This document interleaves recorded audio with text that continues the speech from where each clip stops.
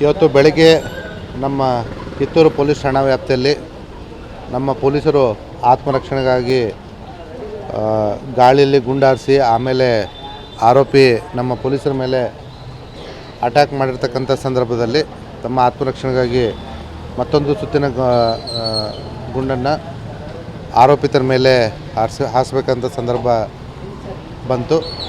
ಹಾಗಾಗಿ ಆರೋಪಿಯನ್ನು ಹಿಡಿಬೇಕಾದಂಥ ಸಂದರ್ಭದಲ್ಲಿ ಆರೋಪಿತ ನಮ್ಮ ಕಾನ್ಸ್ಟೇಬಲ್ ದಫೇದಾರ್ ಹಾಗೂ ಇನ್ನಿತರ ಸಿಬ್ಬಂದಿಗಳು ಅದೃಶ್ಯಪ್ಪ, ನಿಂಗರಾಜು ಮತ್ತು ನಮ್ಮ PSI ಪ್ರವೀಣ್ ಗಂಗೋಳು ಮತ್ತು ಅವ್ರ ಜೊತೆದಂಥ ಇನ್ನೊಬ್ಬ PSI ರೀತಿ ಇವ್ರ ಮೇಲೆ ಅಟ್ಯಾಕ್ ಮಾಡ್ತಿರ್ಬೇಕಾದ್ರೆ ನಮ್ಮ ಪೊಲೀಸರು ಆತ್ಮರಕ್ಷಣೆಗಾಗಿ ಅವನ ಮೇಲೆ ಗುಂಡಿನ ದಾಳಿಯನ್ನು ಮಾಡಿ ಅವನ್ನ ವಶಕ್ಕೆ ಪಡೆದುಕೊಂಡಿದ್ದಾರೆ.